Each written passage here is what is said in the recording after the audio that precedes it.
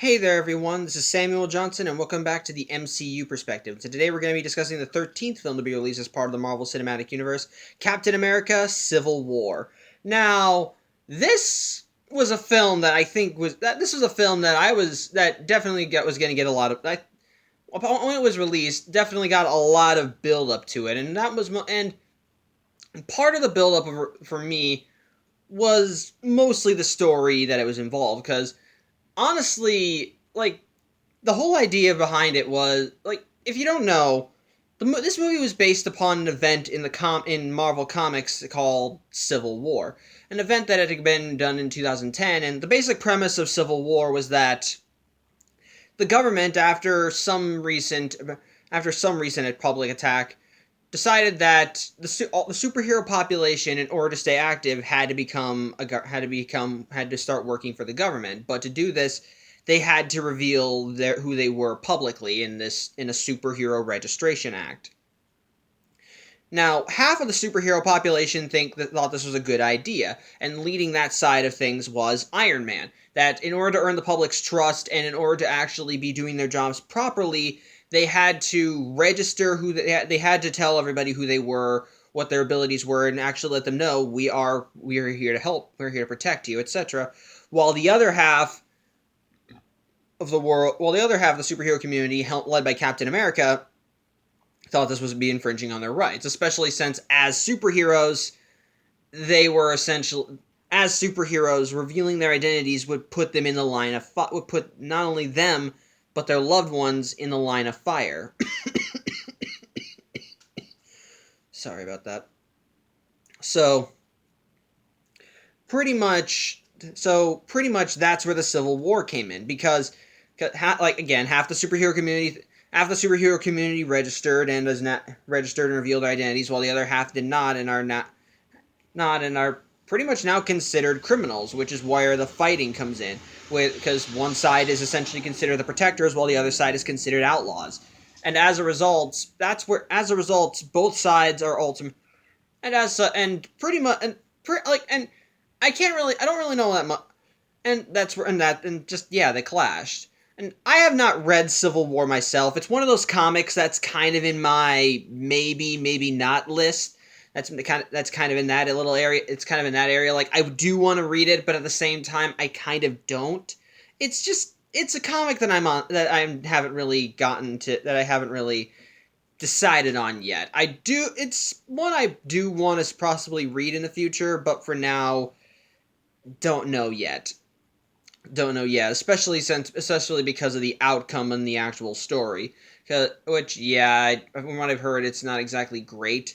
It's not exactly a great ending, so it's definitely something that it's still definitely so I don't know. But yeah, that's another thing that ultimately kind of made me curious about this movie, because how would the Marvel Cinematic Universe react to having a Civil War event going on, especially since most of the superhero community's identities are public in the first place. So there's not really much of a problem there.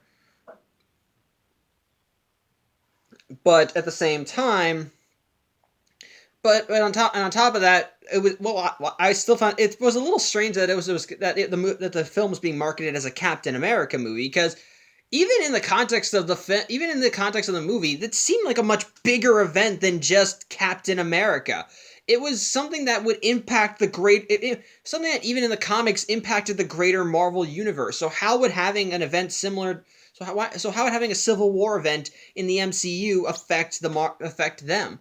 So it was definitely something that I was curious about, and I kind of wanted to see. And on top of that, the film was getting even more hype because it was being used as a launch pad for other Marvel superheroes to be entered into the MCU, specifically Black Panther and Spider-Man. So those are both definite big things that got people more and more interested. And so I wanted to know more.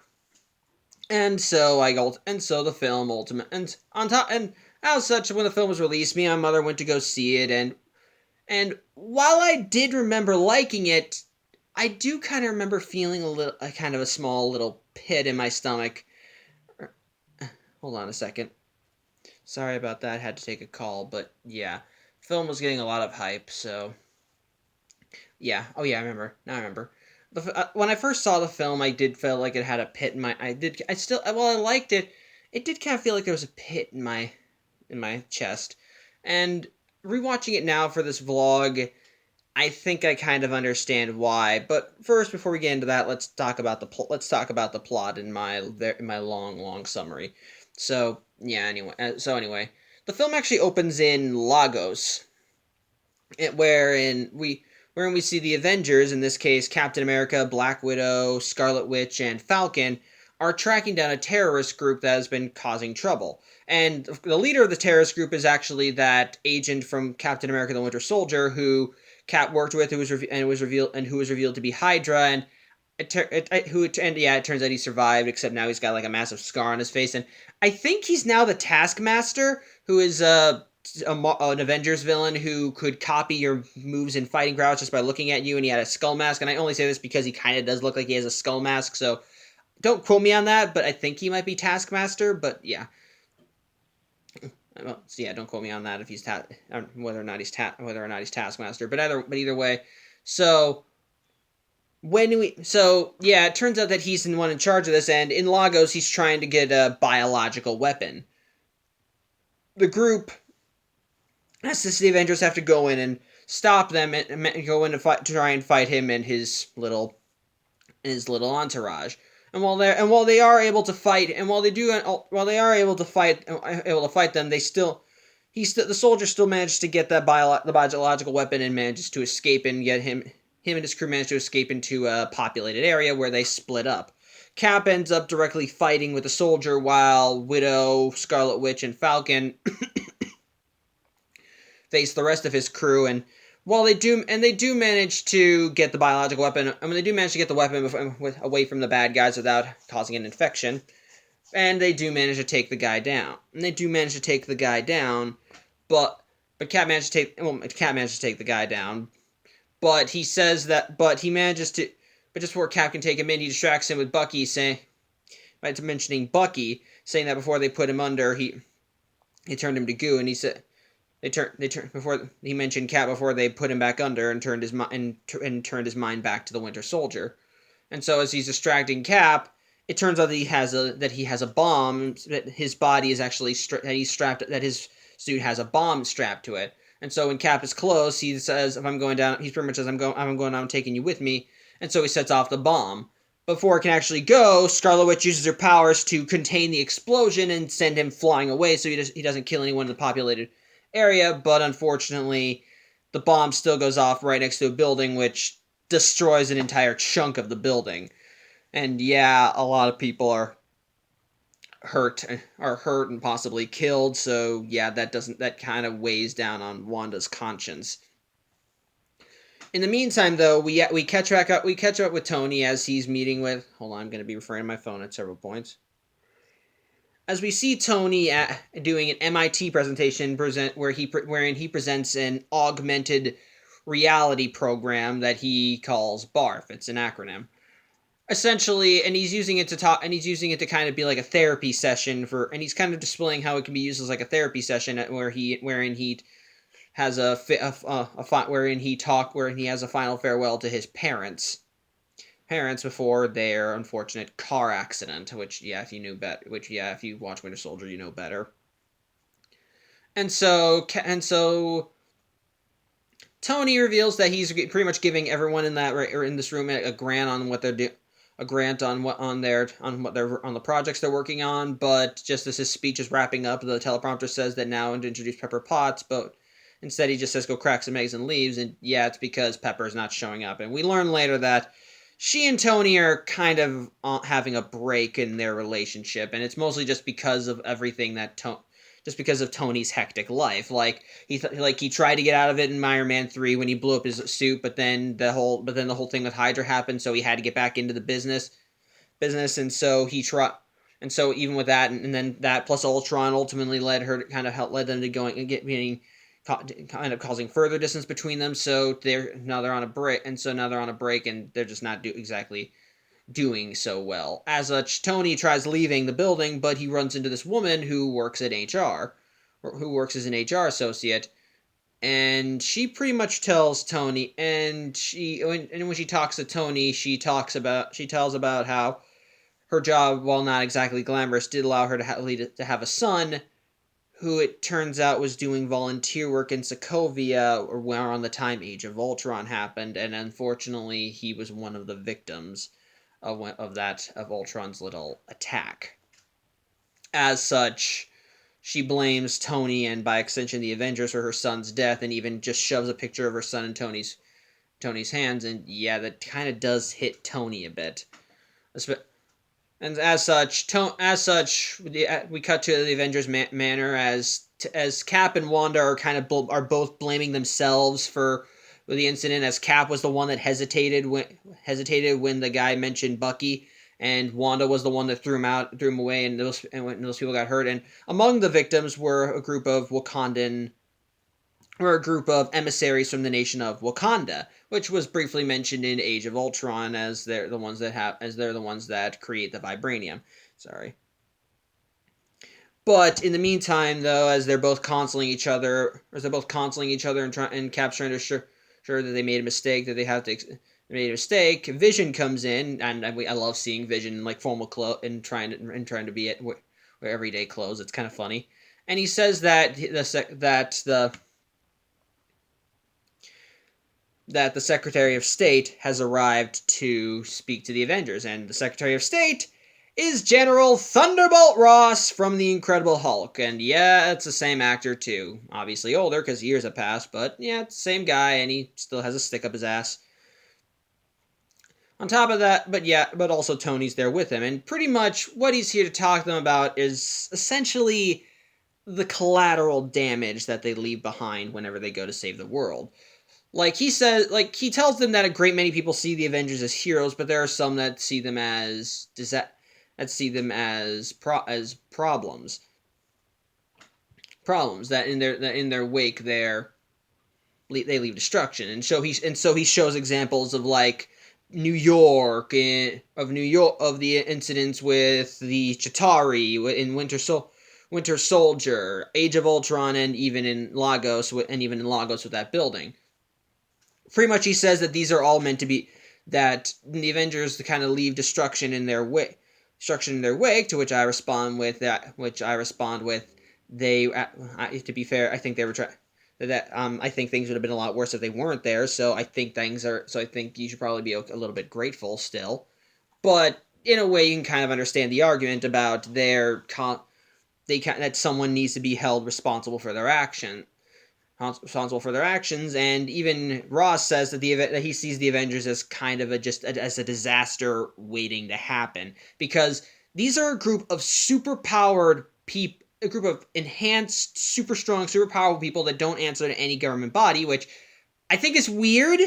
I think they probably at least would still answer to some governmental body, especially since the Avengers were formed as part of S.H.I.E.L.D. And I suppose you could say, oh, they're not recognized anymore, but I think they should still be recognized by somebody. But whatever. And so he says that they had to be considered responsible for their actions, and so the nations of the world have come to a sort of middle ground for this, and that is something called the Sokovia Accords. Essentially,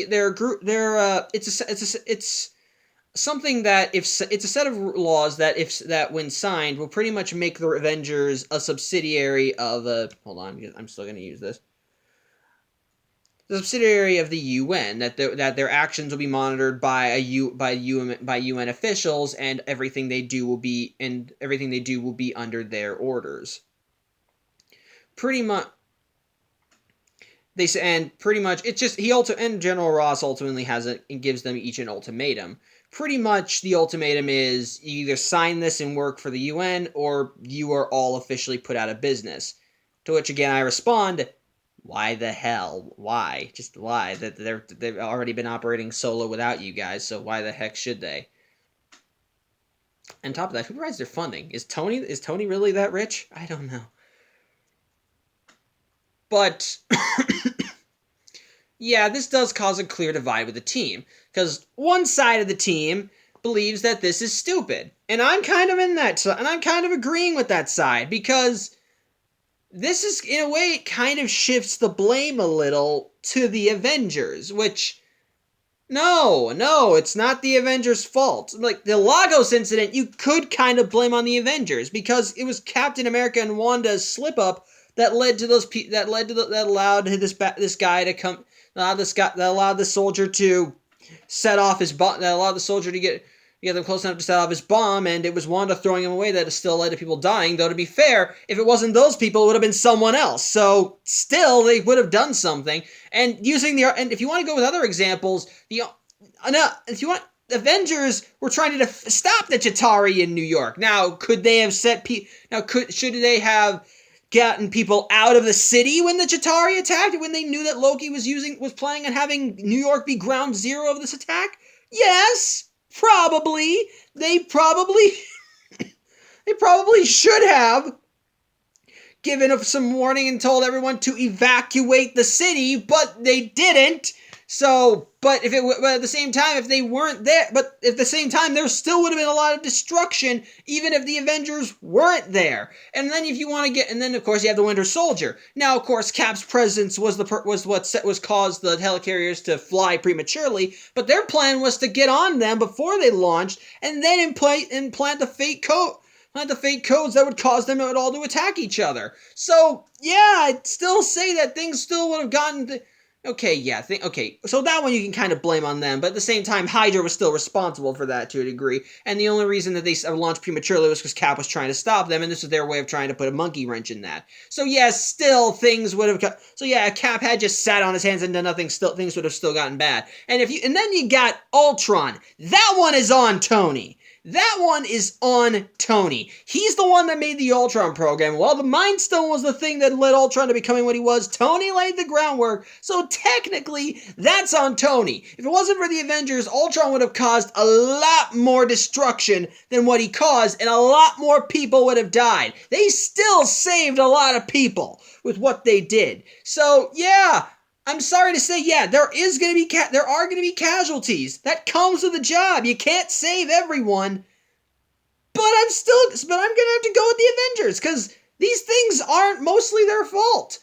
The Chitauri were going to happen regardless. Their only fault was not getting the city of New York evacuated. The Winter Soldier stuff was going to happen anyway. It's just that them trying to stop it is what caused things to start early. And again, Ultron was technically Tony's fault. So, no, I'm kind of in the mindset of the Avengers actually have stopped more problems than they caused. So yeah, I'm kind of with the heroes on that. I'm kind of with that side on this. But with that being said, the other side does make some good arguments as well.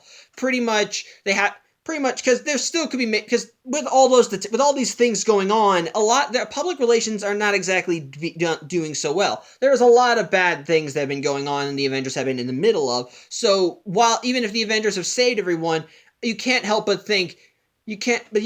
have all eyes on the Avengers, and so them possibly signing this could help their public relations, but could probably improve their public relations. And on top of that, Cap says that they're still on top of that. On top of that, they're still human beings, and they make mistakes. With an example, of course, Lagos being an example. So maybe signing the Accords and answering to someone higher up than them could easily help them avoid these mistakes in the future, and thus save more people, be more coordinated, as it were. And on top of that, you could also make the. On top of that, you could still. And of course, they still make the argument of that we're being controlled by people, and people have agendas, and agendas change. But at the same time, there are still.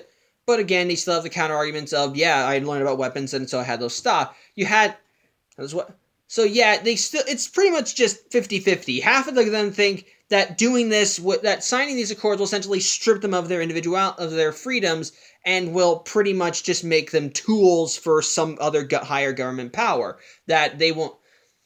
Government power, that it pretty much just means that pretty much every disaster that they've ever been a part of is now will have the blame shifted to them, and that this is just them trying to say, well, we're sorry, while the other side thinks that this is the right thing to do, and that they need to do this is the right thing to do, and that if they want to try and they need to be put in check. And Tony, of course, uses the reference, or uses that kid who died as a reference for his point, saying that if it wasn't for them kicking, if it wasn't for what happened in Sokovia, he'd still be alive. Which again, I think should fall to him. And again, I'm not saying that Tony is not. And again, I'm not saying that Tony's not hasn't done enough to try and make up for it. He's the one that created Vision, who ultimately he helped take down Ultron. So Tony is not. So I think Tony's is still making up for it. But again, you can have a guilty conscience. But I still think that if you want to blame if you do want to assign blame to someone, it should just still it should still rest with him. But yeah, I'm definitely. But yeah, as I said, I pretty much made it clear whose side I'm on. But even in the middle of this conversation, Cap ends up getting a text, and it says and it's in the text. It doesn't say these exact words, but it says that Peggy Carter died in her sleep. That just died in her sleep. As such, Cap kind of leaves this debate winds up leaving the debate and just kind of have a little bit of a grieving moment, and then eventually, I think he heads to London. I think that's where it is. Vienna? I don't know. To attend Peggy's funeral, which is where we learn, and even be one of her pallbearers. And I wanted to say this right now for future reference. One of the pallbearers, you only see the back of his head, is an older guy with white hair. So, mentioning that for future reference. And we learn that Sharon, the agent that was supposed to spying on Cap and Winter Soldier, it turns out was actually Peggy's niece. And so part of the reason she wanted to join S.H.I.E.L.D. was because of her aunt's legacy. As such, once the funeral's over, Cap winds up going. When the funeral's over, Cap goes to meet with Widow goes to meet Black Widow goes to meet up with him, and she tries to talk Cap into signing the Accords again, and she reveals that. Hold on.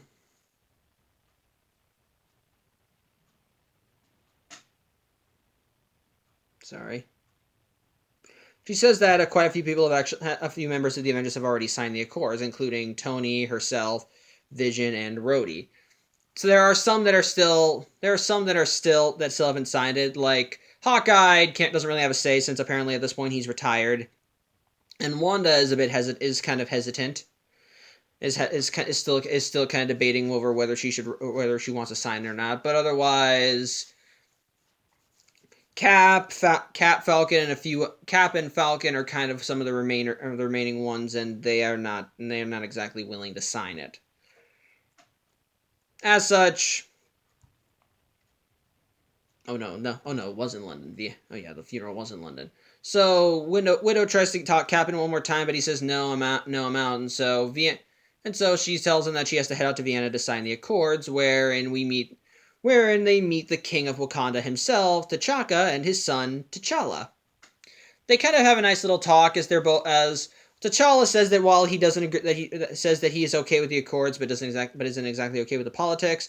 But T'Chaka is there, kind of leading everything in signing the Accords, because a lot of nations are actually very willing to sign for the Accord, are actually willing to push the Accords, because considering all the disasters that have happened since superheroes have become more prominent. However, as T'Chaka is on stage making his speech, T'Challa happens to look outside and sees that people are freaking out when they see freaking out over a truck, and he realizes that there's a bomb. But as he runs to try and save his dad, the bomb goes off, and it causes major disaster. As we learn, some were injured and others were killed, and unfortunately, one of the deaths was in fact T'Chaka, with T'Challa holding his father's body in his hands, and he's in mourning. On top of this, Cap, Falcon, and Sharon ultimately end up seeing the news report on this, and apparently it's revealed that apparently the suspect in the bombing is in fact Bucky Barnes, as one of the IDs they have on him makes it look like Bucky was the one that set it off. So yeah, Cap has to go to Vienna because he wants to try and get a read on the situation. As he, Falcon, and Sharon go to Vienna, but of course Sharon still works for the government, so she has to try and keep a low profile because she just got called in. Cap, actually, yeah, she was the one that was called in. Cap and Falcon came along for convenience's sake, and Widow and Natasha tries tries comforting T'Challa, considering the law with the loss of his father, but T'Challa is kind of in mourning, and he talks about how for their people, they believe that death is just kind of like a stepping off point, that there's something beyond beyond kind of lush fields or something. I don't. I'm sorry. It sounded nice. I remember that, and well, and that's what his father believed in. But T'Challa does not believe that, and he wants to find, and so he says that he wants to go find the Winter Soldier and pretty much make him pay for his dad's death. In the meantime, Cap does try and calls Black Widow and says. Black Widow, and she tries to give him a warning, and she tells him to stay out of this because isn't involved. But he says he kind of ignores her, and he and Falcon decide they need to find out where Bucky is. And pretty much, and with his identity outed, everybody's been calling in about Bucky. But Sharon says that she has a lead, as one lead that actually seemed to do well was something in Bucharest. And as such, against everyone's judge, and as such, they head to Bucharest, and yeah, that's actually where Bucky is hiding, as we see him in a stall getting some food. But as he's out in the open, a guy running a newsstand actually sees him and recognizes him from the news and reports him. As such, Bucky heads back to his apartment because he realizes he's not safe, but Cap, it turns out, is there first, and when he sees Bucky, he tries to confirm who he is, but Bucky still seems to be kind of hazy, saying that I know who you are, you're Steve Rogers, that's what I learned at the museum. But that's what they said, you were at the museum. And so Cap tries telling him that they're coming after you, you have to get out of here. And they want to have a fight, and yeah, Falcon's running recon, and yeah, SWAT team is on their way and apparently they've been ordered, and as Sharon says, they've been ordered to shoot on sight with the Winter Soldier when it comes to Bucky. So, as such, as they're getting closer, Cap tries to talk Bucky down, tries to get him to maybe kind of come quietly or allow him to explain himself, but Bucky says that there's going to be fighting no matter what, and so the SWAT team arrives, and yeah. Hold on a sec. Alright, so you may have noticed a change of venue. I have kind of lost my spot out in the dining room, so we're back in my room now for the rest of the vlog, so yeah, sorry about that. But anyways, I was mentioning SWAT team arriving, Steve trying to talk Bucky down, but Bucky's not taking, and that's when the SWAT team arrives and shoots gas grenades and shoots concussion/gas grenades into their apartment. Steve and Bucky are able to deflect them well enough, but of course the SWAT team still attacks, and it leads to kind of a brawl with Steve, Bucky, and the SWAT team all in the middle. Steve's trying to make sure that Bucky doesn't kill anybody while also trying to defend off the SWAT team. Bucky is just trying to get out of there. He pulls out a bag that he had underneath the floorboards and just threw to the rooftop of a residing building. So through all the fighting, things are just constantly getting more and more. The fighting ultimately leaves the apartment into the staircase and just keeps going down until eventually Bucky tries jumping across to the next building, wherein he manages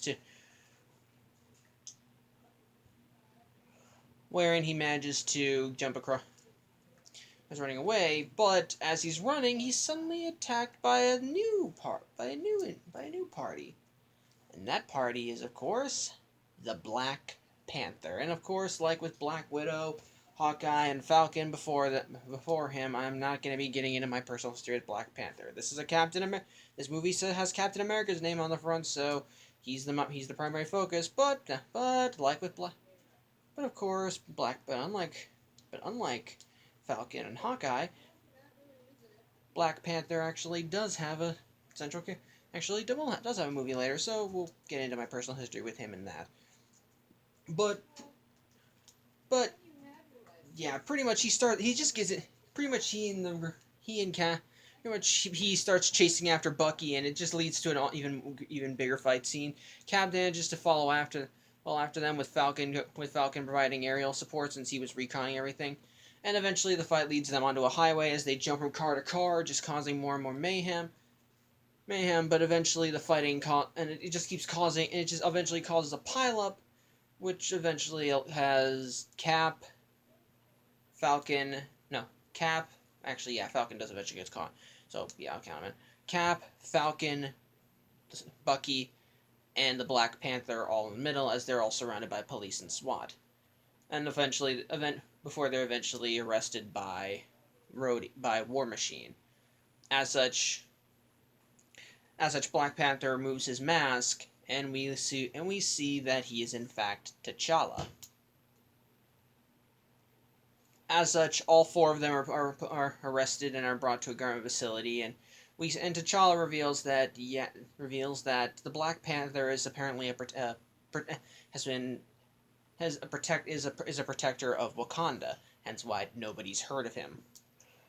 And so every generation, every generation has a new Black Panther, and at the moment it's T'Challa. And from what I've read in the comics, apparently it's a title that's passed around it's passed between kings. So yeah, with his father's death, he's now the Black Panther, and pretty much using his weapons, he wants to get revenge on Bucky for killing his dad, and he pretty much tells Cap that they can do whatever they can protect. Pretty much asks Cap, how long can you protect him? But they're eventually brought to a government facility, and Bucky's put in higher security because again he's the Winter Soldier. He's definitely high priority. While Cap, Falcon, and Black Panther are each put under arrest. Now Black Panther, I think, eventually does get some leniency later, as he's eventually bailed out does get some leniency later, but then again he's still operated illegally, I suppose you could say. But at the same time, Tony wants to try and offer Cap and Falcon leniency, as Cap still believes that they can help, Cap still wants to protect his friend, as he still kind of thinks that something's a little up with him. But the fact that Cap is, but the thing is, at this point, Cap's pretty much now a criminal. Not only is he operating as a vigilante, despite the fact that he's not supposed to, despite the fact that he's no longer legally allowed to be Captain America, but he's aiding and abetting a known criminal who possibly will have killed many people in a bombing. So at this point, yeah, things are not exactly looking good for old Captain America. However, Tony tries offering Cap some leniency by offering for him to sign the Accords, to even telling him, if you do that, everything you did in the last 24 hours will be completely and 100% legal. And Cap does briefly consider signing the Accords at this point, but he drops it when Tony says that one of the things that apparently Wanda's kind of under house arrest, and yeah, that's actually something that we see her and Vision in Avengers Mansion, as Wanda is still trying to come to terms with everything. Vision is offering her support, even saying that, even her still trying to learn how to control her power, saying that this thing, and even comparing it to the Mind Stone he has, saying that I don't fully understand this, I don't know what it is, but the more I learn about it, the more I can hope to one day control it. But things eventually go sour when Wanda says she wants to go out shopping, but Vision is not letting her leave, and this is apparently a protocol because people are still a little. Sorry, it just went a little dark on my end. Probably just the lighting making the kind of hueing the camera. Sorry, but yeah, people are still afraid of her, and while Vision himself is not afraid of her, he's keeping her locked up for everyone else. He's keeping her locked up because people would still be afraid of her, and he's obviously doing this because he wants to try and help her, because he thinks that if she's able to sign the Accords and do all this, then people won't be as afraid of her as they should be, or as they are anyway. But until then, she's pretty much under house arrest until things go things go well. And yeah, Wanda's not exactly happy about that.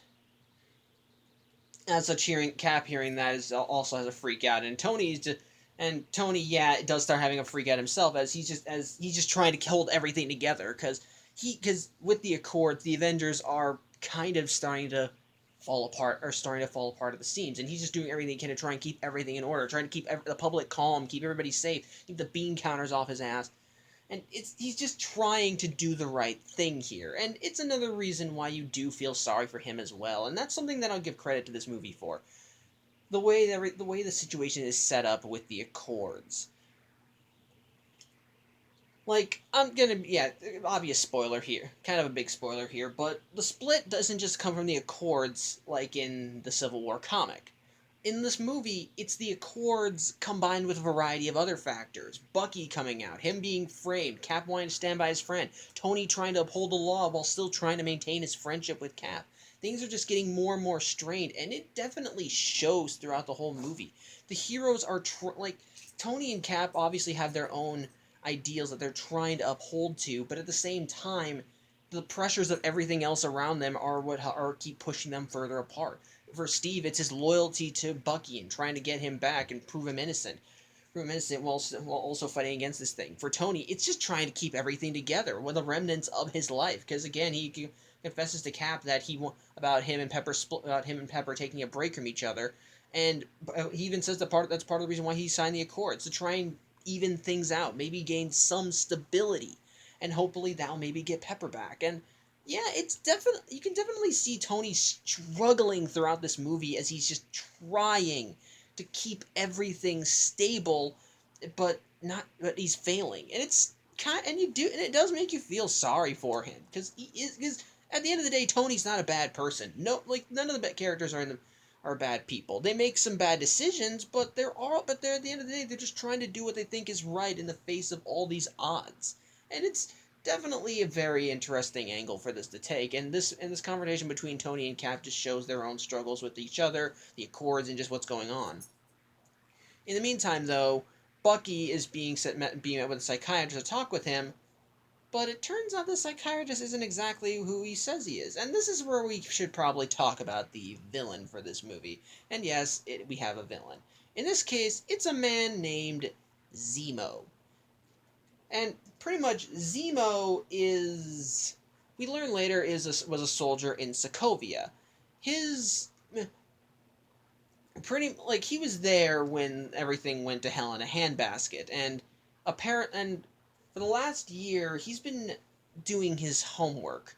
Pretty much what's been he pretty much what had happened was that he managed to find the home of a former Hydra agent, and it turns out and he found and upon going into his house, managing to trick his way into his house and knocking him out, he found folders on the Winter Soldier, and one of those folders and one of the or folders and files, some of them containing his mission statements, his agendas, and of course there's one thing that pretty much has a sleeper program installed in his head. Essentially, it's pretty much a hypnotic suggestion. Say these certain words in this order, and it pretty much puts Bucky into a state of compliancy. He'll tell you what you want to know, and it puts him into attack mode. It pretty much just shoves Bucky aside and moves the Winter Soldier to the forefront. So the Winter Soldier, as such, he manages to find that book. He manages to find that book, and he want and so and Zemo managed to, and of course, like I said, he knocked the guy out. Sorry, dog's on my bed. He's shaking everything. One of the reasons I wanted to do this in the dining room. But he does. But when the guy wakes up, he finds himself hanging over a sink that's slowly filling up, and eventually he will drown. And pretty much this guy wants to question this Hydra. Zemo wants to question the Hydra agent and wants to know and tells him I want to and says he wants to know about an incident that occurred on December 16th, 1991.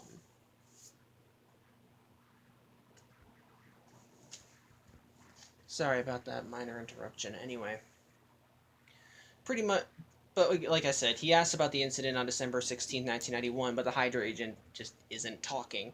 And so Zemo lets him drown and says that fine, if you don't want to give me the information, then there are other ways to do it, but I don't really want to do them because they're a lot more bloody.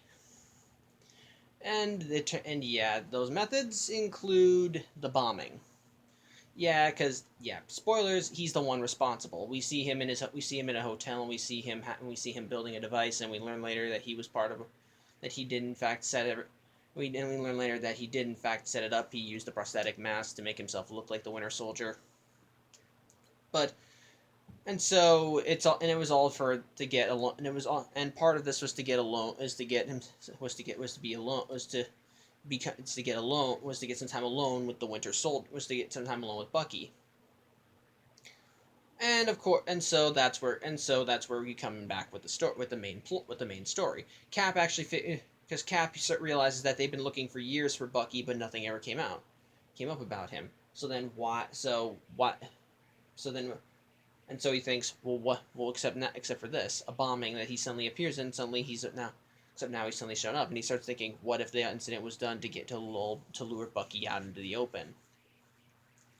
And yeah, that's exactly what happens as we see this package delivery company delivering a package to a to a power plant that's powering to a power plant, and yeah, it's an EMP. It knocks out all the power, which in turn knocks out the power at the facility that everybody's in, and including Bucky's cell. And so as all the cameras are now off, Zemo pulls out the book and starts saying the phrases, and Bucky, rather than breaking free of his latches and covering his ears and doing everything he can to drown him out, instead tries breaking out of the cell so he keeps hearing everything, and thus by the time he gets the door open, yeah, the hypnotic suggestion has been activated. And so decides to ask him about the incident on December 16th, 1991.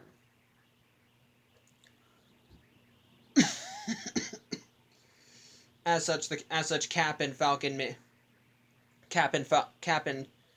take this opportunity to try and escape and get down to Bucky's cell, and they find Zemo, who acts like he's been attacked, but Cap knows that whoever he is, he did something. So they ask him what he wants, and he says he wants to take down an empire. And at that point, Bucky attacks, and it pretty much just leads to an even larger brawl as Bucky is back in Winter Soldier mode and just attacking everything, and just attacking everybody as he just fights his way out of the compound. And so Steve and Sam wind up fighting their way through, trying to fight their way through as well. And Tony doesn't really, well, Tony doesn't exactly have his, and while Tony doesn't have any of his Iron Man suits on him, he does still have. It turns out he has a watch that can act as a glove, so he can use that as a repulse. So he tries using that to defend off Bucky, but Bucky still overpowers him and still manages to knock him down. However, he manages to make his way to the ceiling where he manages to make his way to the roof with Cap following after. And he tries to take a helicopter to escape, but Cap, with his super strength, and because he's Captain effing America, he manages to stop the helicopter from taking off by grabbing the pad and grabbing the rim of the helicopter. Bucky does manage to turn it on his head by flying back into the helipad and crashing it, but so he tries choking Cap, but the end result is them crashing it and falling into a river below. Bucky ends up getting knocked out, but Cap is fine, so he managed to drag him away. And even in the midst of chaos, Sam managed to escape, and he also tried fighting off Bucky.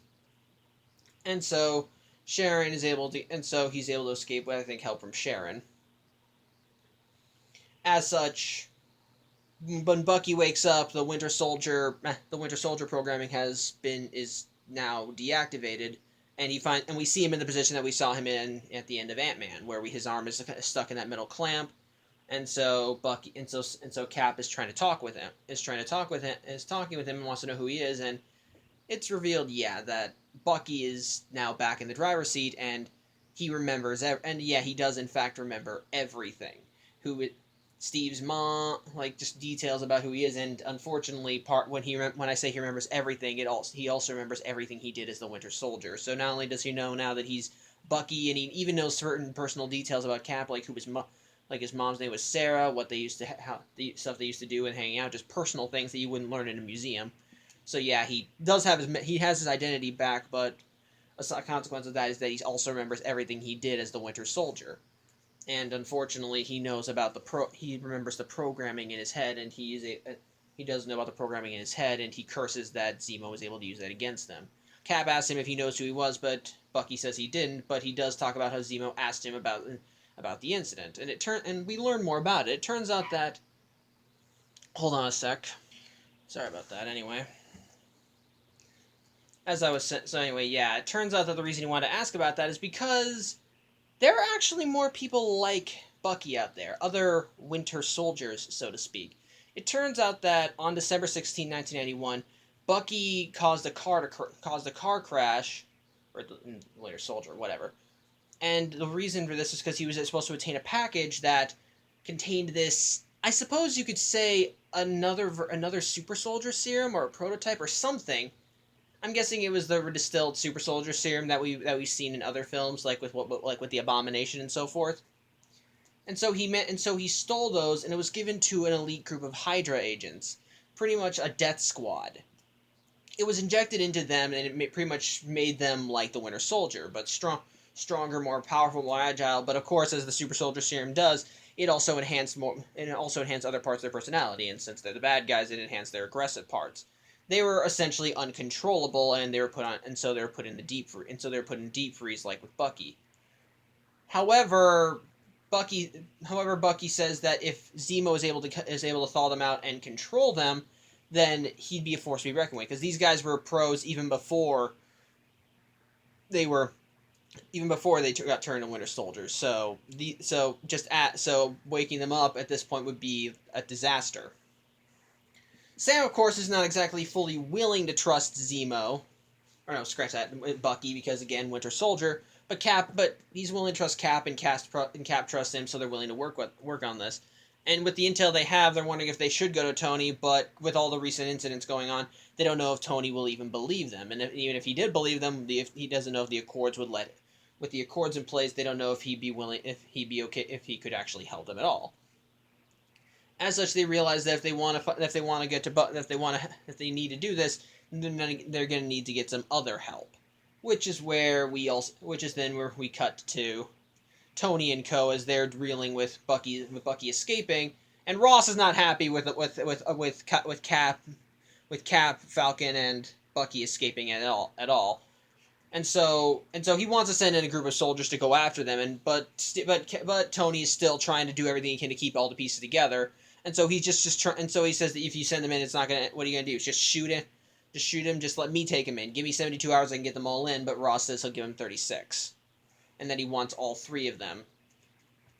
And again, like I said, stick up his ass, as he apparently is holding Tony responsible for this, which is stupid, but whatever. He can do whatever the hell he wants.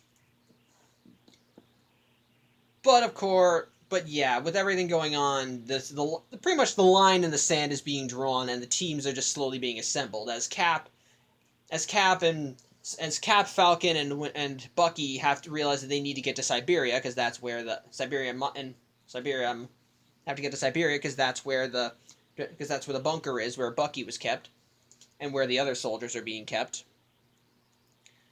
And so they're trying to map out a course, while Tony and Co are trying to gather as much as they can to fight them off.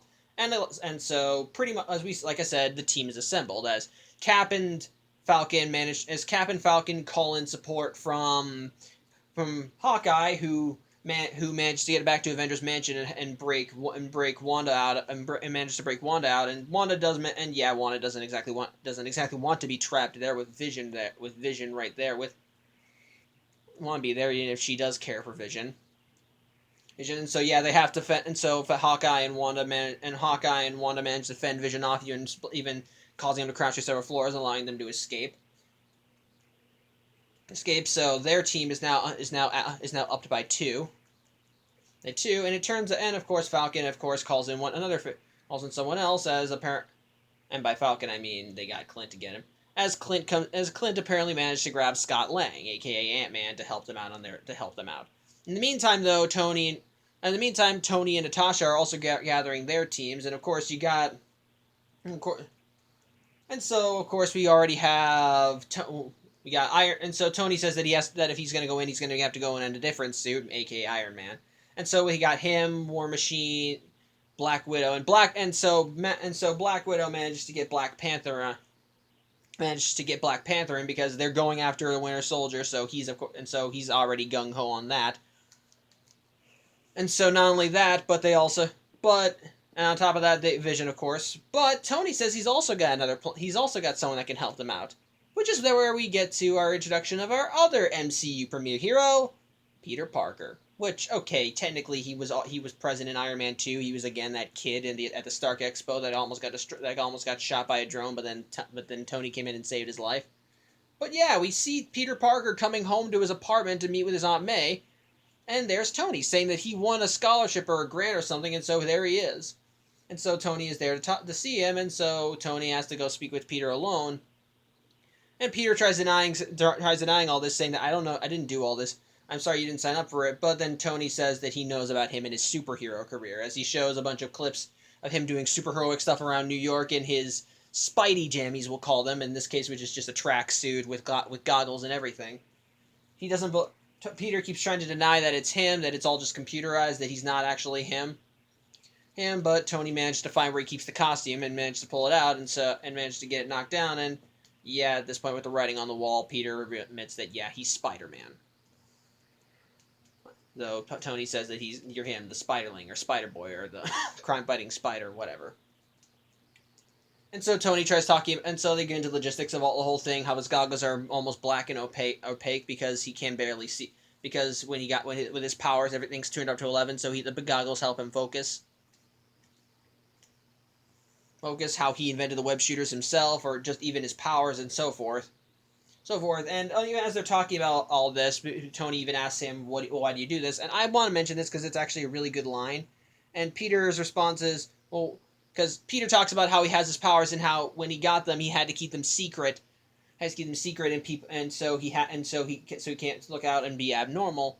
And so he talks about why he does this. And this is my favorite line. And this is probably one of the best lines that perfectly encompasses everything that Spider-Man does. When you can do the things I do, and you don't, and the bad things happen, they happen because of you. Which I think is a nice little subtle way to talk about why Spider-Man does what he does, which without really having to go into Uncle Ben. Because, yeah, Uncle Ben's not here, obviously, and you could easily say that, and whatever happened to him in the MCU, we're not clear, but I'm assuming that it's the same thing that happens in most other continuities. Burglar, shot, killed, Peter could have stopped him, didn't, and so great power comes great responsibility thing. Another thing. Can't talk about my history of Spider-Man, not yet. I'll wait till Homecoming. But yeah, Tony wants Peter to come with him, even offering him and saying that he needs an upgrade. Peter says he can't do it. He's got his own school stuff. But Tony threatens to tell his aunt about his thing, and so at the face of that knowledge, Peter agrees to help him. And as such, yeah, at this point the teams are assembled. We got 6 heroes on both sides, and so as such, Team Captain America decides that it goes to an airport because they need to get a jet or some jet plane to try and fly to Siberia. So because the team wants to commandeer it, but of course they know that they're probably not going to be alone, and so Black Widow. So yeah, we got our team, and so yeah, we got our teams of heroes. For Team Captain America, we have Captain America, Falcon, the Winter Soldier, Hawkeye, Scarlet Witch, and Ant-Man. And for Team Iron Man, we've got Iron Man, War Machine, Black Panther, Black Widow, Spider-Man, and Vision. It's just that is really nice. And of course Cap goes to the airport first. Where he's surrounded by about 5 of Tony's 6, which in this case is Tony himself, War Machine, Black Widow. Hold on, I'm going back to the list. Oh yeah, Black Panther and Spider-Man. Spider-Man himself even coming in to try.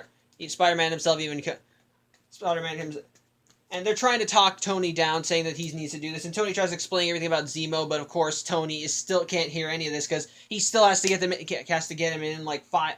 He still has to get him in like 15 hours or so because it's been 24 hours since Ross gave him the order to take him in. And so, but Cap says he's not going to go down willingly, and so Tony says, "Okay, I'm done with this under ruse." And so Spider-Man comes in, whips his shield, uses web to steal a shield, and even ties his hands together as he comes in, and he's in the suit that we are more familiar with. The webbing, the eyes, it just looks so cool. Oh yeah, I'll just give him credit again. The costumes are still really nice, especially for Spider-Man and Black Panther. They really are they're still cool and dynamic. It's cool. But yeah, however, as they think they have Cap, it turns out this was all a diversion. As Falcon and Winter Soldier have been scoping out, looking for where they can get the jet, and they found them, and so Hawkeye shoots Cap's bonds, and and that's when things are starting to get serious suddenly get our fighting going on. As we get our fighting, as they realize that what's going on, as Spider-Man has to go take care of Falcon and Winter Soldier, while everyone else has to deal with Cap, and so Black Widow has to go and so they have to go and also face, and so Iron Man and so forth have to go and face.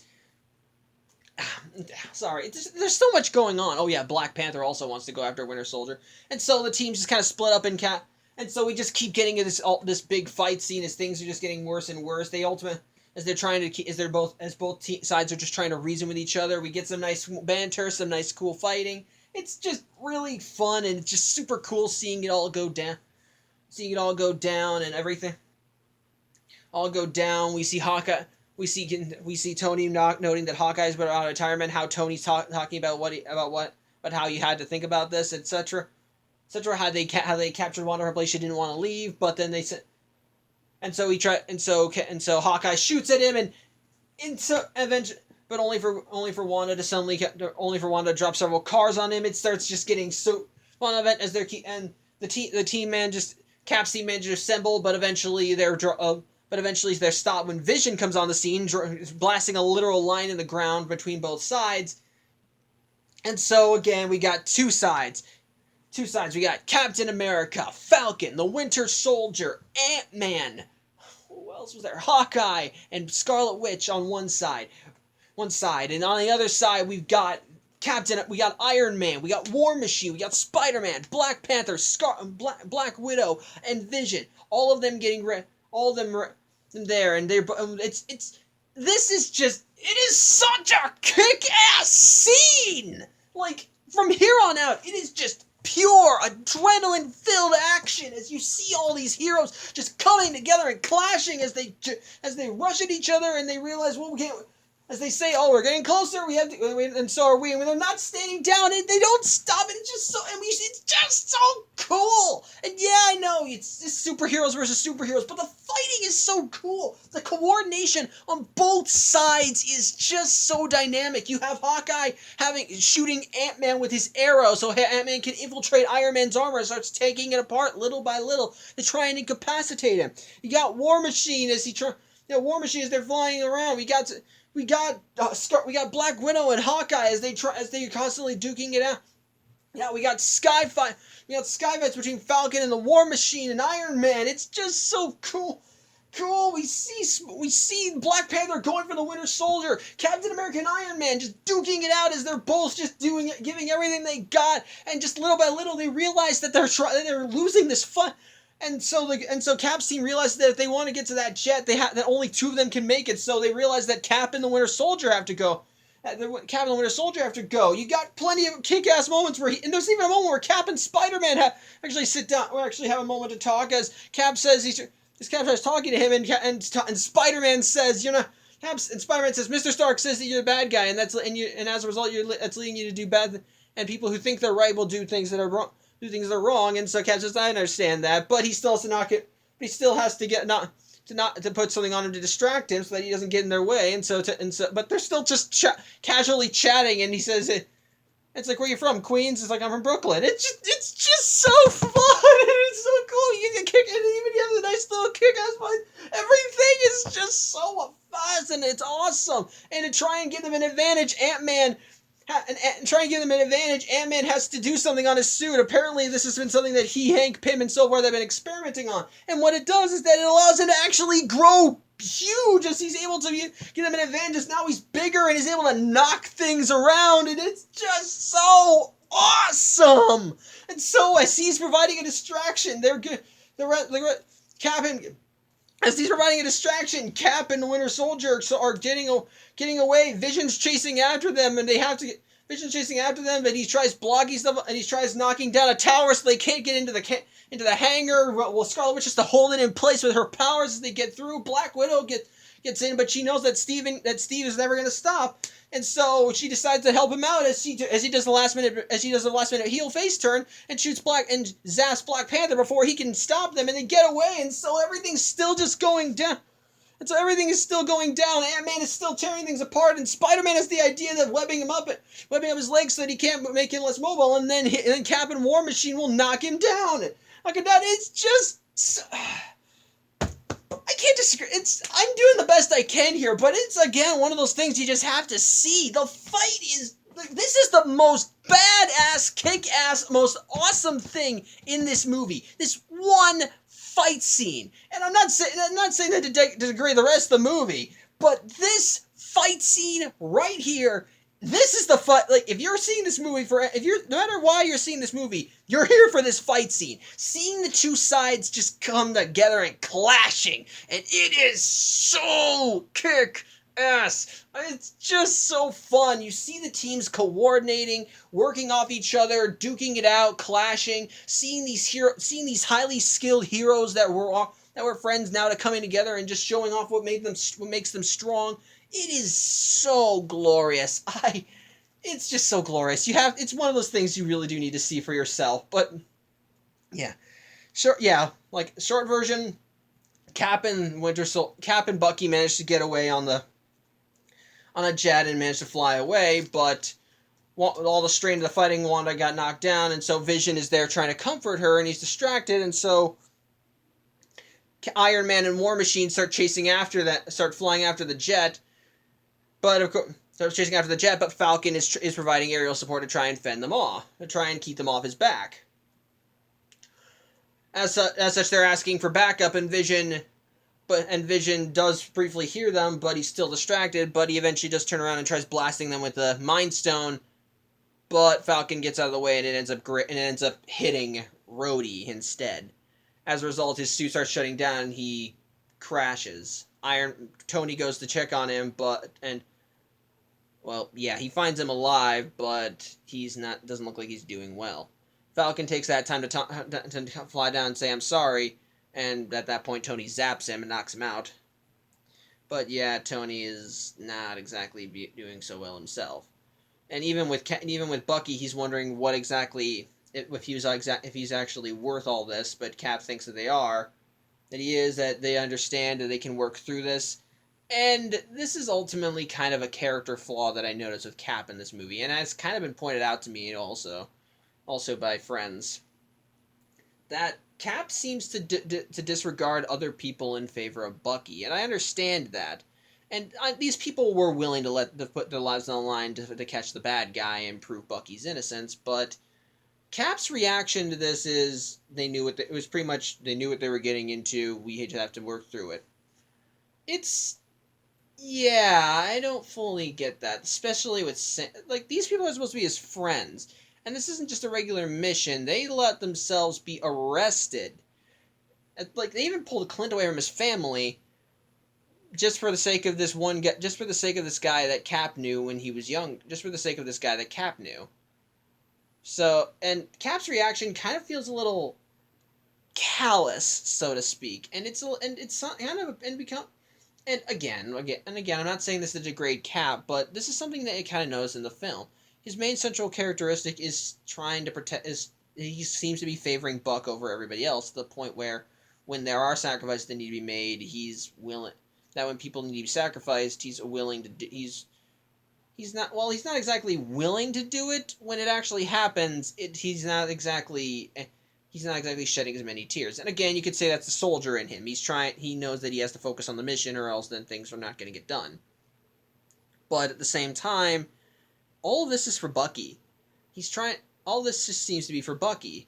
And when all they have to do is explain the situation to them. And again, maybe you can say, oh, they have to have concrete proof, and fair enough, but by that same token, if he did actually sit down and talk things through, he might, or even if he did kind of sign the accords, he thinks maybe things would be better, but nothing exactly is going better right now. In the meantime, though, Rhodey is being hospitalized, and he suffered some spinal damage and some other nervous system and some other problems that pretty much could mean paralysis, and pretty much mean paralysis. And on top of that, Black Panther ratted Black Widow out. So Tony and Ross know that she let Cap and Bucky escape. So she's kind of on the run herself. But in the meantime, though, the rest of Cap's little group have been, arrested. And as such, they've been transported to an offsite prison called the Raft, which is supposed to be this big super prison for bigger threats, like supervillains, so to speak. If Doctor Doom was a thing in the MCU, then this would probably be where he kept if they ever caught him. Or maybe or even the Abomination. I bet anything he's probably there too. I don't know. But yeah, Tony goes out to visit them, and it turns out that he had his AI Friday looking into Cap's story, and it turns out, yeah, they're right. As it turns out, Zemo did make a runaway after he let Bucky go at the government, and he's now in Moscow, and he's now in Moscow going to Siberia. And every day he had his breakfast come in, bacon and black coffee, and so he called in that same room service for his old hotel room. But when the lady came in to deliver his food, he wasn't there, so she just walked in, and that's where she found the body of the psychiatrist that Zemo replaced. As such, with that new information on top of that, searching his apartment and finding all the necessary information they need, including the prosthetic, yeah, Tony knows that Cap was right and that Zemo is the one behind everything. And they even mention, especially the whole thing with Siberia, and so he knows that Cap was actually right. Bucky is innocent, and so he has to get, and so yeah, he realizes that he kind of made a mistake. He realized he screwed up. As such, he goes to the Raft, and he's trying to talk with everyone, talking to Clint, trying to talk about this, but Clint isn't exactly in a talkative mood. Scott tries throwing some shade at him, but he doesn't know who the hell he is, so he ignores him. Or Tony doesn't know who he is, so he ignores him. But it's when he goes to talk to Falcon, and Falcon isn't trying, and he wants to know where Cap is going, and Falcon says he doesn't want to know, and Falcon says that he's not going to tell him. But Tony managed to earn his trust by knocking out the security and saying that they've only got a few minutes. As such, Falcon tells them that they're going to Siberia about the whole other Winter Soldiers. But if he wants to go there, he shouldn't be. That he can't. That he has to go. That he needs to go there as a friend. As such, once Tony leaves, he tells Ross that everyone told him to go to hell, and so then he's just going to leave. But as he gets in his helicopter and flies away, it turns out he had an Iron Man suit on there, and goes into that and flies off to Siberia himself. In the meantime, Cap and Bucky managed to get to the base, having some friendly banter about the last time they did something like this. And it turns out the base has already been broken into, and so they managed to go in. But as they're going through, that's when Tony shows up. But he's there to make amends and say he's there as a friend to help them catch Zemo. No one knows he's here right now, so this is off the record, and so he's just there to provide support. As such, Cap and Bucky lower their weapons / shield, and all three manage to make their way to the center of the lab. And so they manage to go in, and they find the tubes that have the Winter Soldiers, but Tony says that when he's looking through there for heat signatures, he's only detecting one, and that's of Zemo. And something I forgot to mention, Black Panther's also there. He followed Tony, and he knows he's after the Winter Soldier, so again, he still wants to get revenge. I'm guessing that his suit, and I'm guessing the Black Panther, and I'm guessing T'Challa's suit kind of masks his heat signature, which I think would make sense. But yeah, it turns out that the Winter Soldiers, they're dead. They've been dead for a while, actually. It turns out that they apparently died in their sleep. As such, even if Zemo was here for them, they're of no use to him. No. Actually, he came here for something else. And this is all part of the reason why he made as big a spectacle as he did. Because it wasn't the Winter Soldiers here that he wanted. He instead reveals that he came here for something else. And that was video evidence. You see, on the night that Bucky attacked the car that had that serum inside it, there was a security camera on the road that caught everything. And so Zemo managed to cue this footage up on a computer screen, and Tony actually recognizes that date. As such, Tony manages to watch it, and so he sees Bucky go in and cause the car to crash, and it turns out that the person that was driving it was in fact Howard Stark. This was the night that his parents died in their car accident.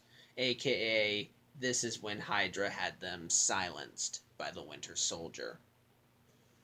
And so, with the security footage, Tony actually sits back and watches as the Winter Soldier goes to Howard Stark, who actually recognizes him after all these years, but Bucky just beats him to a pulp beats him to a stain on the ground.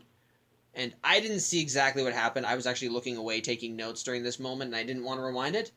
But yeah, he also kills Tony's mom because his orders were no witnesses. And these are two very big ones.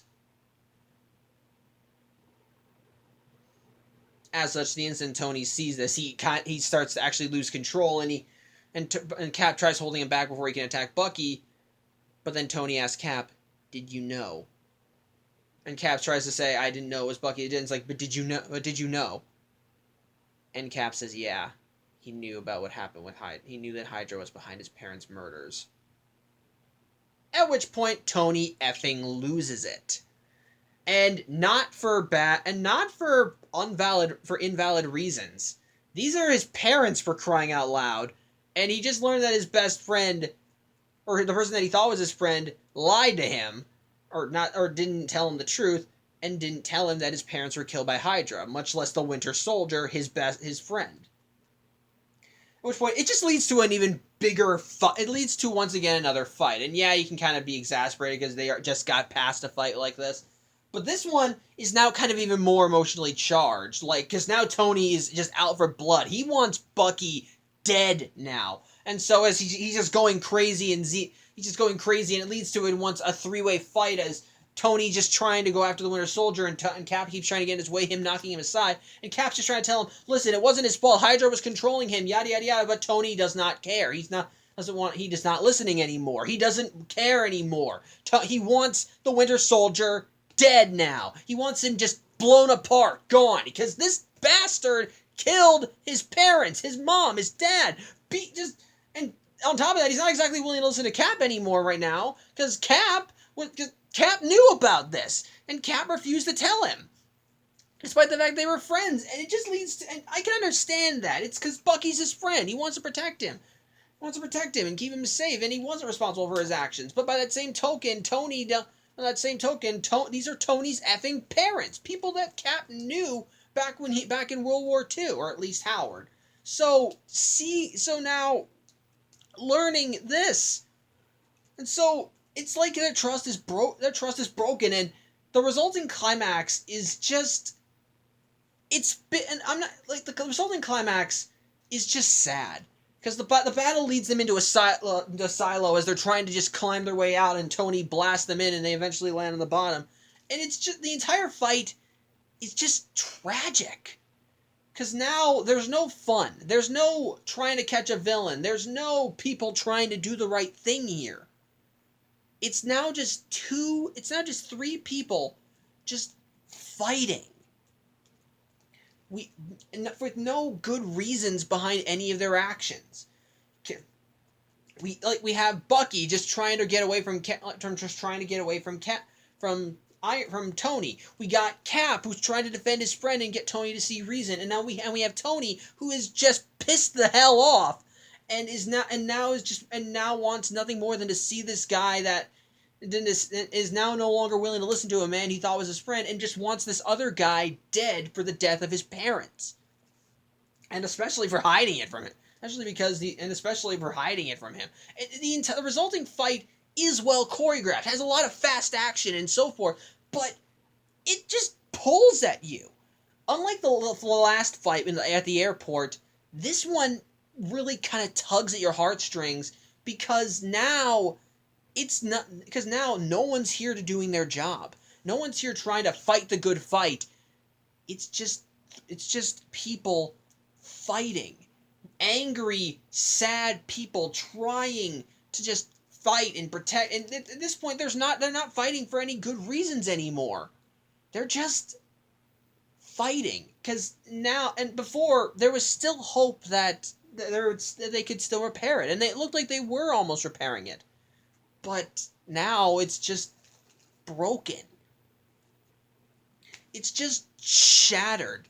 Their trust between them is now gone. Tony is not willing to listen to them anymore. Cap has lost the fight. Has pretty much lost all credibility. Now he's siding with the man that killed Tony's parents, and this guy and Bucky, of course, is just trying to run for his life and get the hell out of there. It's just a sad, somber fight. It's action packed. It's fast paced. It keeps everything going.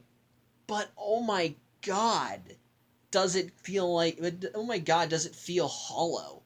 The whole exchange just feels hollow. Like, it doesn't feel like there's anything to be had with this fight. There's nothing to be gained and everything to be lost. Because no matter who wins this fight, no matter who comes out on top, they all lose. Their friendship is gone, torn apart by the actions in this movie. Cap as a band, because even if Tony wins, then Cap will have nothing left. If Cap wins, he's officially severed ties with everything he holds dear. It's just, no matter who wins, everybody loses. And that's ultimately what Zemo's plan was, as he managed to get away, and of course the Black Panther followed because he heard everything. And he does kind of want to kill Zemo, because he still wants to kill Zemo, but we soon learn exactly what Zemo's big reason for this was. It turns out that his family, his father, his wife, and his son were other victims in Sokovia. Now they thought that they were fine. Now they thought they were okay, that they were far enough away from all the action that they would be safe. But at the end, his family ultimately were crushed, and it took Zemo about 2 hours just to find their bodies. And just like the HR lady at the beginning of the film, he blames the Avengers. As such, he spent the greater year studying the Avengers, and he realized that if he wanted to destroy the Avengers, he couldn't do it like any of the other big threats, because even if they were taken down by those threats, they could still build themselves back up and come back. But if they clash from the inside, but if they tore themselves apart, then then they wouldn't be able to come back from that. And of course, you got this, and I'm guessing that, and the Sokovia Accords are just, I'm guessing, happy coincidence. But bringing out Bucky, having him set up as the villain, having him set up as the fall, caused tension between them, and him exposing that video file, which is just, it's lucky that they all happened to be there at the time when he got that video file. Otherwise his plan would probably have gone down the crapper. That's contrivances. All of this was to turn the Avengers against each other, because if they was to turn the Avengers against each other and have them destroy themselves from the inside. And unfortunately, he seems to have succeeded. T'Challa then ultimately feels sorry for him as he's let this hatred consume him, and before Zemo can take his own life, T'Challa stops the bullet with his hand because his suit's bulletproof, and says the world of the living still has plans for you. And meanwhile, back with Tony, Cap, and Bucky, the fight's still going on. Bucky's arm has been lost by when he tried to destroy when he tried to rip out the core in Tony's suit, only for Tony to blast out and kind of destroy a good chunk of his arm. We see Tony and Cap just constantly fighting and fighting, both of them sustaining more and more wear and tear. Tony's armor is pretty much running on fumes at this point. He managed to have Friday analyze Cap's fighting prowess so that he can counter it. He knocks him down. He knocks the shield out of his hands, but Cap just refuses to stand down. Bucky tries standing in. He manages to get Tony distracted enough so that Cap can get in a blow, and he just gets him on the ground. He's just wailing on him, wailing until he eventually grabs his shield, knocks his helmet off, and then he grabs his shield and just slams it right into his core, pretty much just shutting down the armor. At which point he and Bucky start walking away, and as they're doing this, Tony tells him, "You don't deserve that shield. My dad made it for you. That's not yours." And so Cap just throws the shield down, and they walk away, just leaving Tony there. And yeah, it's so somber and sad, and later on we do see Zemo locked up, but even though he's been captured and he's being punished for his crimes, he won. The Avengers are no more. They've been destroyed from the inside out, and anything that could have been salvaged is gone. They're just gone. As such, the film ends as we see Vision kind of mourning the fact that Wanda is now on the raft, because she was also one of the prisoners there.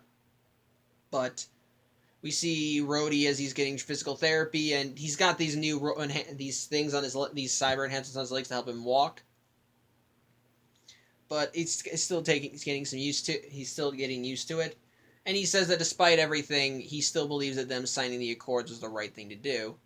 And eventually they get him until someone from FedEx, who was played by Stan Lee, of course, comes in and drops off a package for Mr. Tony Stank.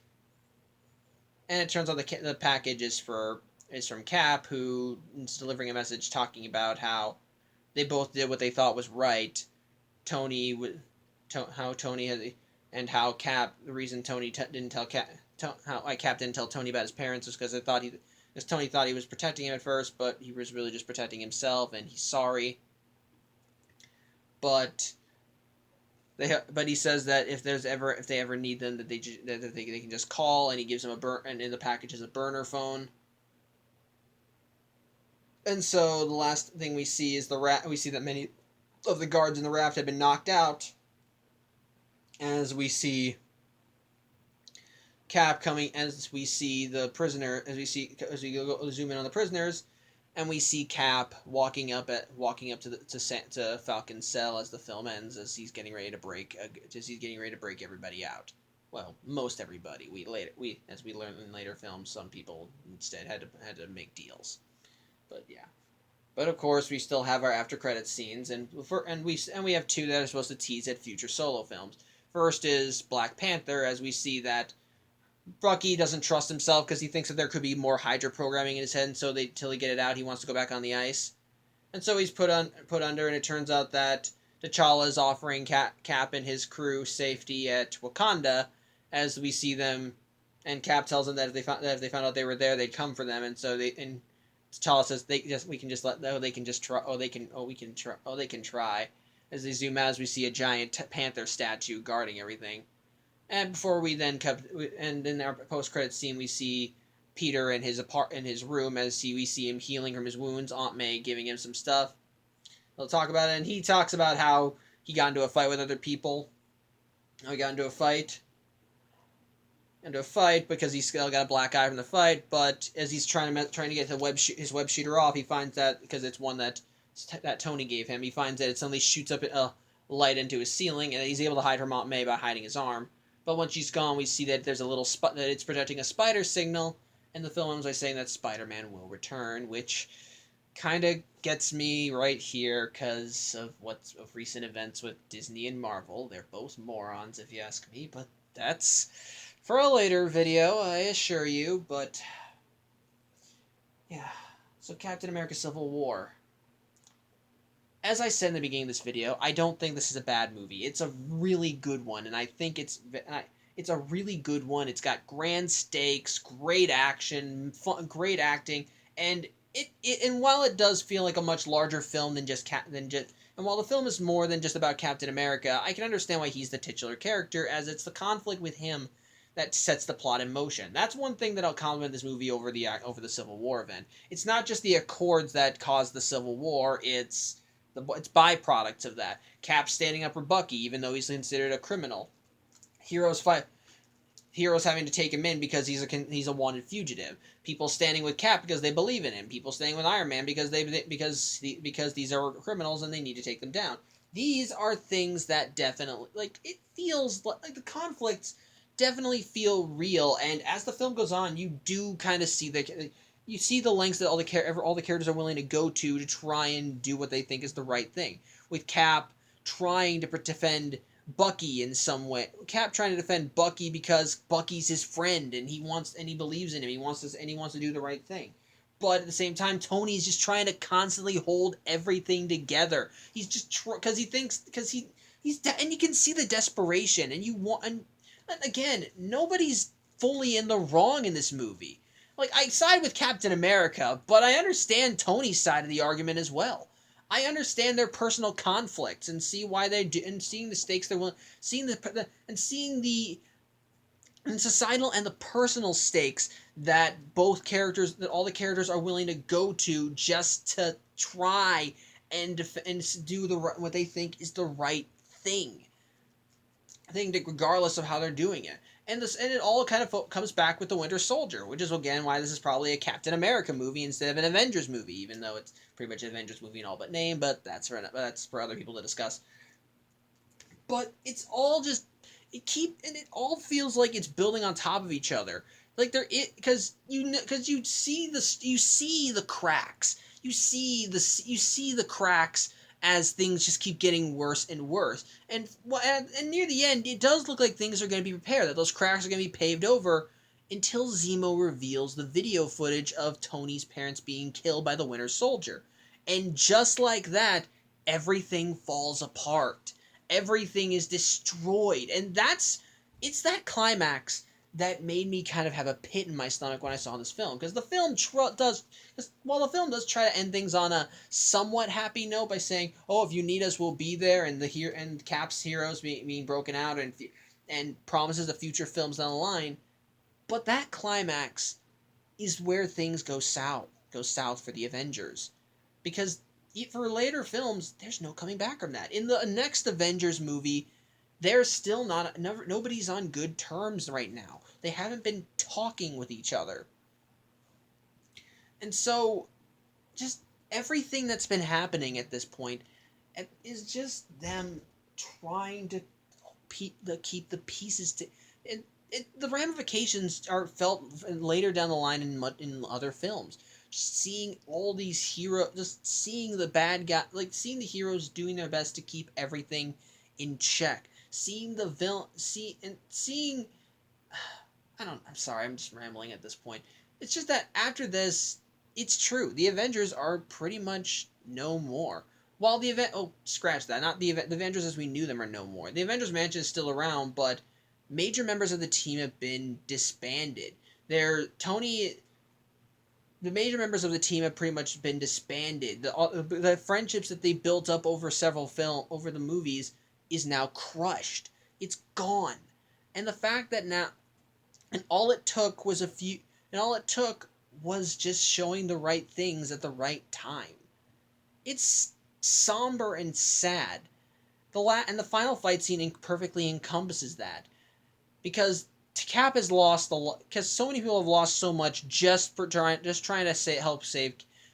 save Cap's friend, and Cap has sacrificed his other friendships just to do this, and then now he loses Tony, who is probably one of his best friends in the modern day, and all because he didn't tell him what happened to his parents. It's tragic. And the film reeks of that. Yeah, it tries to give you your happy, "Oh, everything will be fine later" thing at the shtick at the end, but I'm sorry, it failed. it's not bad at the end. It does give you hope that it does give you insight that there will be later films, but this film leaves on a very tragic and sad note. That the heroes that you know are now no more. Or they're not they're and if there is a way to come back, it's going to be and if they are going to be coming back to what and if they are going to be going back to what they were, it's going to take a while. And unfortunately they don't have a lot of time to do and unfortunately they don't have a lot of time to do it. So, yeah. It's just yeah, that ending is definitely somber, and I do think that's what the films make that the Russo brothers were going for when they made this movie. So I'm gonna give them a thumb up for that. And of course, you still got plenty, but there is of course still plenty of good things to work with. We of course again the conflict with Captain America does give some finality to his character, as now that he's kind of a fugitive, he can't really go around being Captain America anymore. The death of Peggy pretty much cements Bucky as the last person pretty much cements Bucky as as the last person alive that he knows from his old war days. And of course you still got and there is still plenty of kick-ass action throughout the film. It's all still well choreographed and nice, and still shows what everybody's capable of. So it's still always fun to watch. But of course the grand poobah of kick-ass action scenes is still that scene at the airport, which is just so good and so fun. And on top of that, this film is also, again, the jumping off where we see the beginnings of other characters in the MCU, namely Black Panther and Spider-Man. Black Panther and Spider-Man, and while I do like Black Panther, Spider-Man's kind of the bigger deal with these guys, because this was the first film that we saw the Sony Disney deal going on, where both companies are elected to share the Spider-Man IP for the Marvel Cinematic Universe. Now, yeah, for the rest of Phase 3, that deal would continue to stand strong until both sides got greedy. And no, I'm not going to be saying, oh, Disney wanted more money or something like that. No. They both wanted more. They both wanted a lot. They both wanted to keep the majority of the money. Disney was getting marketing. No, I'm not. You know what? No, I'm not going to get into that. We're here talking about Civil War.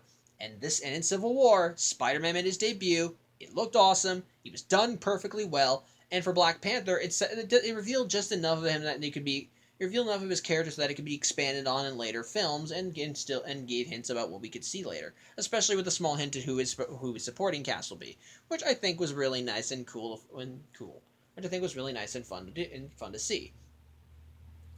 I'm just trying to think about what other things I'm just trying to figure out what other things about this film I liked. Well, I suppose another thing is that I suppose you could say the conflict feels a little forced in a way, because again, it feels like the governments are just trying to shift the blame to the heroes. And let's be honest here, people. Even if someone was being blamed for the heroes, it doesn't exactly mean that the heroes would stop what they're doing. It means that more people would be after them, but they're goddamn superheroes. Who's gonna stop them?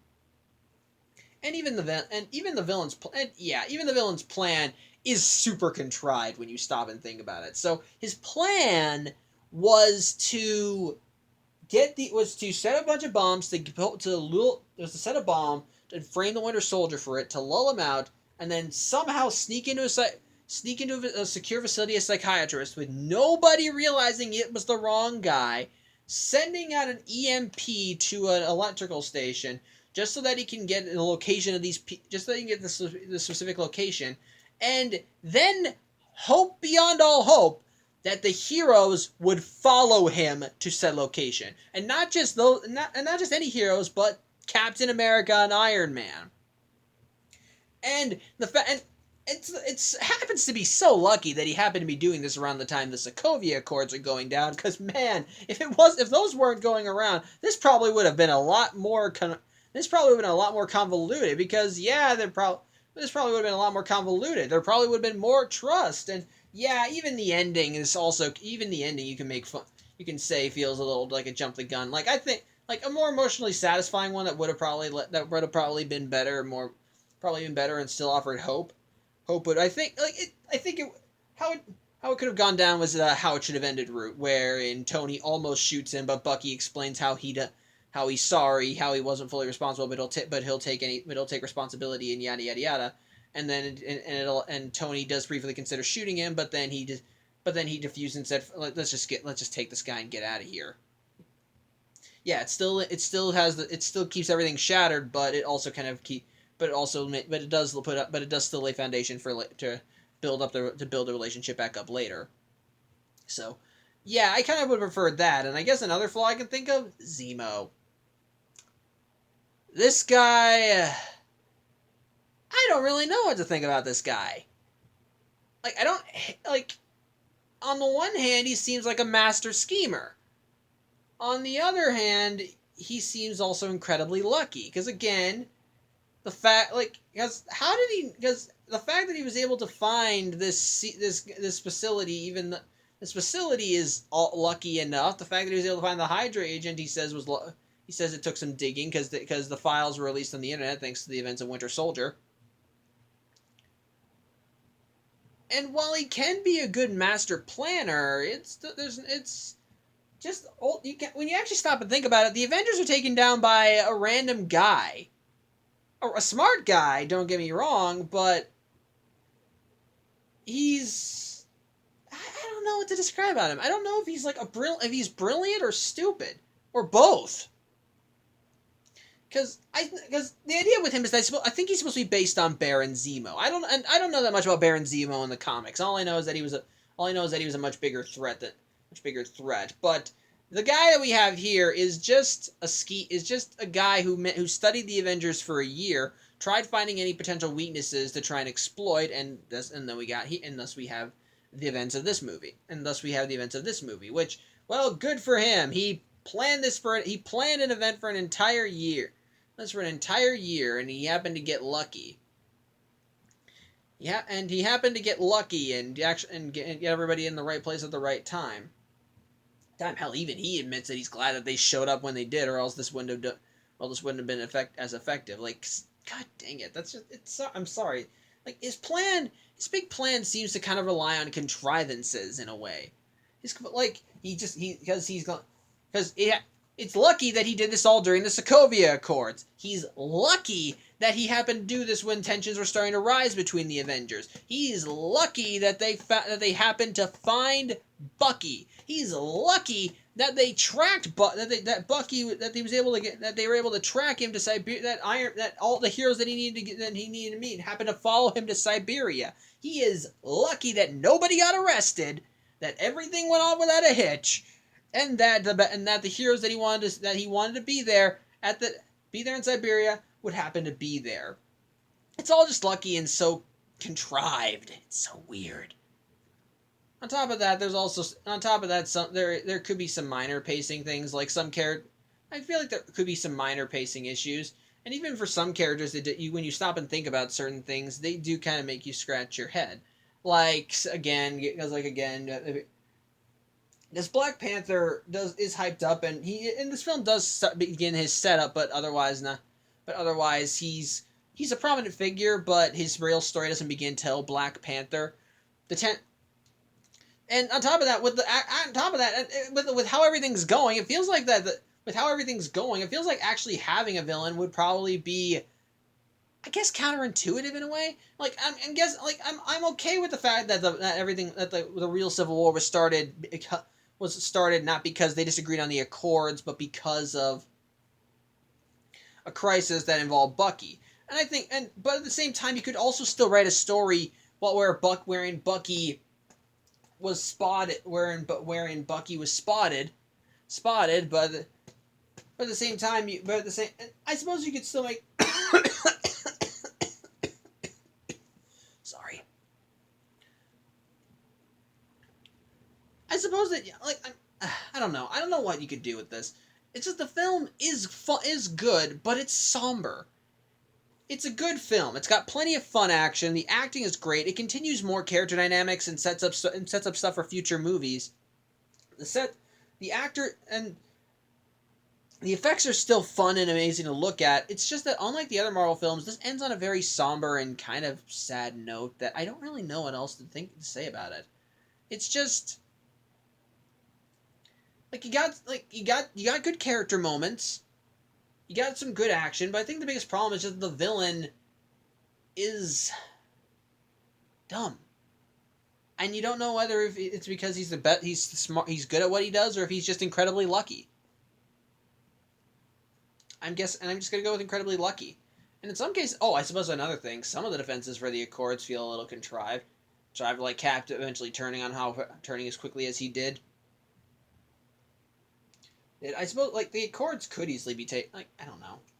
The whole Accords thing I think is kind of meant to be. I feel like the Accords are just more. I think that's both positive and a negative. The Accords are mostly a tool, just to help further incite conflict. But again, they're yeah.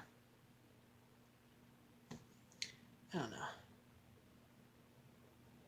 At the end of the day, yeah, the film isn't bad. It is good, but it's somber, and it's very and when it's somber, and it definitely feels kind of darker than other films in the Marvel Cinematic Universe, especially with how the film ends. And while it does offer hope and sets up things for and sets up stuff for later movies, at the end of the day, Captain America: Civil War is a good movie, but a depressing one as well. So yeah, I I don't know what else I can say. I feel like I should be saying more because I feel like I should be saying so because I feel like there's other things in the film that I didn't like, but I can't. But for the life of me, I can't think of them. I suppose the whole idea. I suppose like it's one of the things is that Black Panther and Spider Man of all people felt a little tacked on in the main story because, like I guess but again but I'm more forgiving of them because we still at least get beginnings of their stories. It's just that it felt like that this movie was just not their story. All right. Well, okay, scratch that. Definitely had an arc in this film compared to Spider-Man. Because T'Challa's dad died in the film, and he had personal stake against the Winter Soldier, and he had personal stake. So you could make an argument for that, but I feel it. But yeah, I can't really think of what else to say. I guess another thing is that while Captain America is more prominent in this film, it does still feel more like an Avengers movie than a Captain America movie. But yeah, so I don't know. I guess that's really all I have to say. Good movie, but a depressing one. For the most part, it's strong and works, but that climax definitely does kind of make you feel a little empty inside with just how the film ends. So yeah, I think that's really all I can say. Sorry I didn't have anything bad to say. I kind of, believe it or not, I actually am kind of hoping for some things that are more negative than negative because I do want to be more critical about these films and be more objective. But yeah, that's all I have to say about these films. So yeah. Thank you for watching. I'm Samuel Johnson, and tune in next week where we once again get the introduction of another superhero in the Marvel Cinematic Universe as we're introduced to the master of the mystic arts himself, Doctor Strange.